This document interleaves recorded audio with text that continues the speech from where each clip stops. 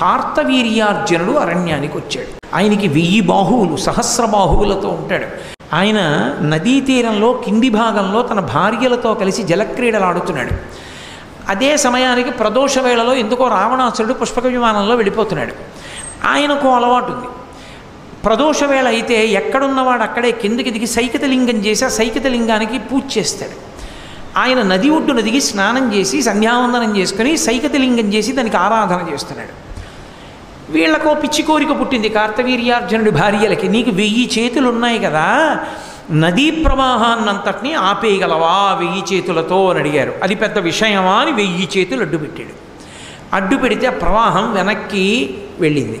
వెనక్కి వెళ్ళి ప్రవాహం పెరుగుతూ వచ్చి ధ్యానంలో ఉండి పువ్వులు వేస్తున్నటువంటి రావణాసురుడి తొడల కిందకు వచ్చి ఆ పూజ చేస్తున్న సైకతలింగాన్ని కరగకొట్టి తీసుకెళ్ళిపోయింది.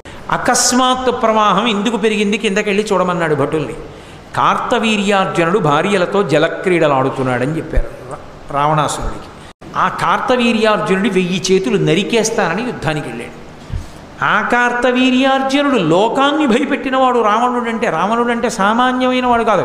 అయితే ఆయన చూసి వీడెవడరా 10 తలల పురుగు యుద్ధానికి వచ్చింది నా మీదకని యుద్ధం చేయలేదు, ఇలా పట్టుకున్నాడు. పట్టుకుని తీసుకుపోయి ఈ పురుగు నేను భార్యలతో జలక్రీడలాడుతుంటే నా మీదకు వచ్చిందని కారాగారంలో పారేసి తలుపేసేయండి అన్నాడు. అందులో పడున్నాడు రావణాసురుడు. అంటే మీరు కార్తవీర్యార్జునుడి శక్తి ఊహ చేయొచ్చు.